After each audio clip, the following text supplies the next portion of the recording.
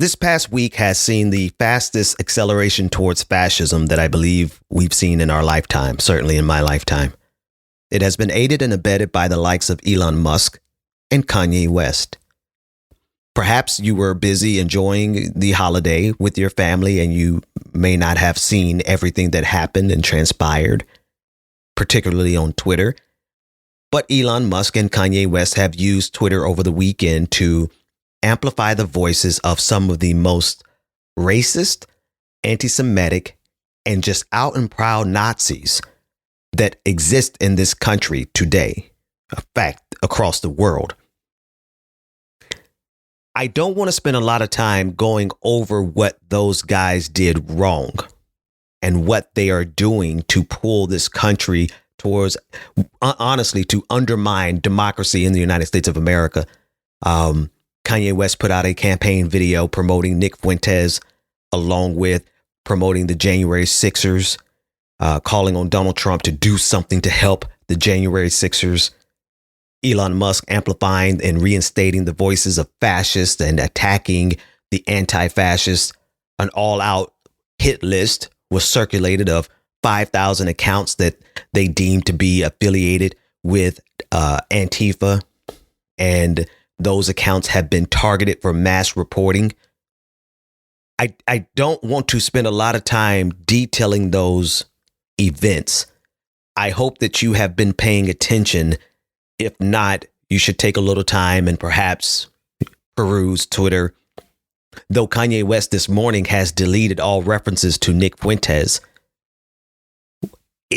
Okay, that doesn't delete the fact that everybody in the world saw you engage in a weekend fling with fascism. But if you haven't been aware, or you were just busy enjoying family, as I was enjoying family, but in between I was observing this rapid acceleration towards fascism. The reason I don't want to spend a lot of time talking about what they did is because we need to spend a lot of time talking about what we're going to do. One of the things I did this weekend, sort of tongue in cheek, but the more I think about it, the more relevant this might be. I took up the position that Antifa, the anti-fascists, as a belief system, because that's what it is. The reason so many people are regularly trying to create this boogeyman around Antifa, or Antifa, depending on who you ask, is because there is a need to neutralize those of us who would fight them literally in the streets, fist for fist, gun for gun, blow for blow, in order to stop fascism's rise in this country. Key accounts have been targeted. Friends, colleagues, comrades, people who do amazing work organizing, literally organizing against fascists. I took up the position this weekend that anti-fascism is a belief system.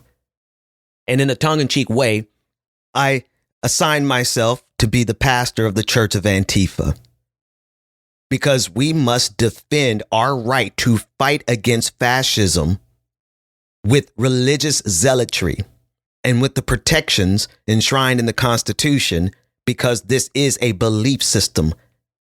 And it's a really simple belief system. Do you believe that fascists should be afraid? Do you believe that people who want to target, whether you are gay, transgender, black, Jewish, Muslim, do you believe that the people who want to eradicate us simply because of who we are should not be tolerated? They should not be coddled, and they certainly should not be negotiated with, because their starting point is the eradication of everyone who is not like them, or everyone who does not make themselves subservient to them. They will allow for a Kanye West so long as he's licking the boots of people like Nick Fuentes. They will allow for a Ben Shapiro so long as he continuously licks the boots of fascism and right-wing authoritarianism in this country. Do you believe that these people are an existential threat not only to democracy but to our lives? Then you're an anti-fascist. And there's nothing that this government, Elon Musk, or any of their cabal can do to stop us from not only believing in it, but defending ourselves from them. If you believe that, then welcome to the Church of Antifa. We don't collect tithes. We want you to send your tithes to the poor. We don't need tax breaks. We don't care about any of that.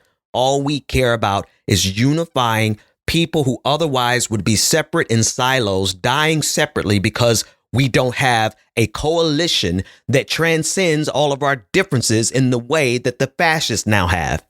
The fascists have unified around their hatred of modernity, their hatred of progressivism, their hatred of the LGBTQIA community, their hatred of Black people, their hatred of Jewish people, their hatred of Muslims, and they're able to unify because inside of every one of those demographics, you have sellouts like Kanye West, sellouts like Dinesh D'Souza, sellouts like Ben Shapiro, sellouts like Candace Owens, who will happily betray their people for 30 pieces of silver. So yes, when fascism comes to America, not only will it be wrapped in a flag and a cross, but it will also look diverse because they realize they cannot get away with it just being a pure white Aryan nation anymore.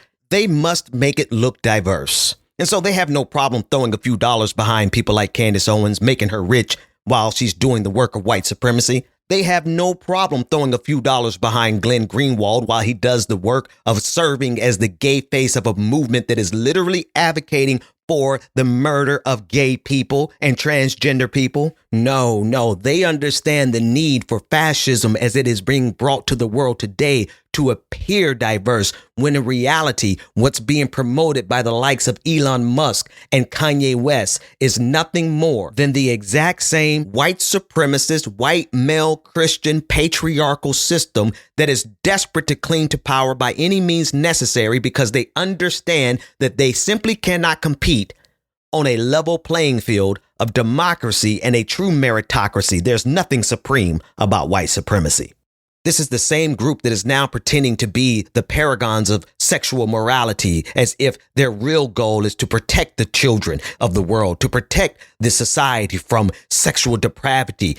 We all know better than that simply because of the number of assault cases that come directly from white Christian men in the form of the Southern Baptist Church, the Catholic Church, the Mormon Church, and any other church that is silent about what their pastors and their ministers are doing to the children and the women in their congregations. It is a statistical fact that your children are more at risk going to church than they are going to a drag show, yet these are the men who show up to kill people at drag shows. If they really wanted to protect children from predators, they need to start showing up at some of these congregations, but instead they show up to Mother Emanuel AME where Black parishioners are praying and they execute them during Bible study. These are the same men who literally hate, they loathe the idea of an age of consent. These are the same people who are advocating for child marriage laws across the South. These are the same boys, incels, who have advocated literally online for state mandated girlfriends because they're unable to get their own woman. These are the people who are pretending to be the paragons of sexual morality. People like Milo Yiannopoulos, the campaign manager for Kanye West, who painstakingly carved out a position,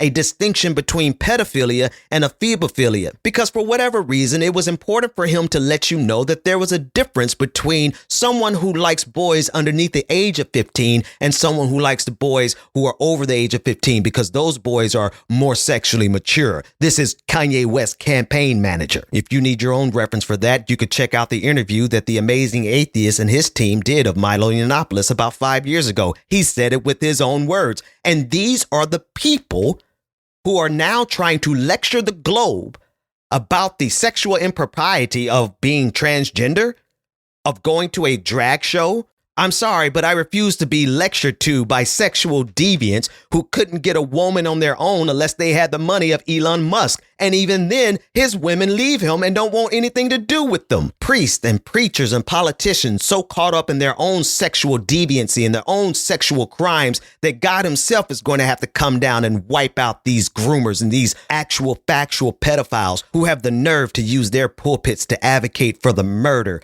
of same-sex couples when those same-sex couples are at least consenting adults, while these Christian nationalists are advocating to be able to marry your 12-year-old daughter. The absurdity of it all. So what do? How do we respond?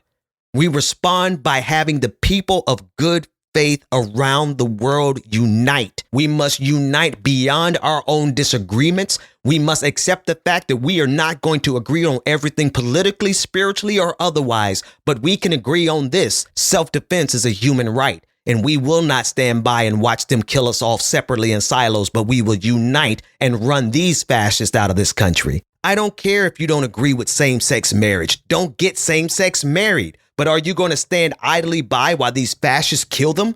And no, this is not fear-mongering. I can tell you without a shadow of a doubt, based on the Black history, what these fascists will do to entire communities of people that they don't like. Ask the Black people of Rosewood, Florida. Ask the Black people of Camilla, Georgia. When these Christian nationalists are allowed to do what they want to do, they will wipe out entire towns of people that they hate. Hatred is a hell of a drug. Let me make one last thing abundantly clear. The same people who are right now today celebrating the murders that took place at Q nightclub 2 weeks ago in Colorado Springs, Colorado, the same people who are actually actively advocating for the murders of the LGBTQIA community, they are the same people who still celebrate the murder of Emmett Till. They celebrate the murder of Michael Brown, Trayvon Martin, and Tamir Rice. They are in the same tribe of people who read and promulgate the manifestos of the Tops shooter, the man who went into the Buffalo supermarket and gunned down Black people because he was looking for Black people. They are in the same tribe, or more precisely, the same clan as Dylan Roof, who went into Mother Emanuel AME and gunned down 9 Black churchgoers as they were studying the word of God. So if you feel like I cannot stand up for gay people because the Bible tells me this, or I cannot stand up for Black people because I don't want to be woke, then you have alienated yourself into a bucket and into a silo that they can come and kill you separately and individually and get away with it. The other option is for every single group that has ever had to fight for a freedom from these fascists, from these white Christian nationalists, every single group that has ever had to fight simply for the right to exist, every single group that may have disagreed with each other, we must get over ourselves and our disagreements and unite in mutual self-defense against these fascists. And if you agree with that, well, then let me say welcome to the Church of Antifa.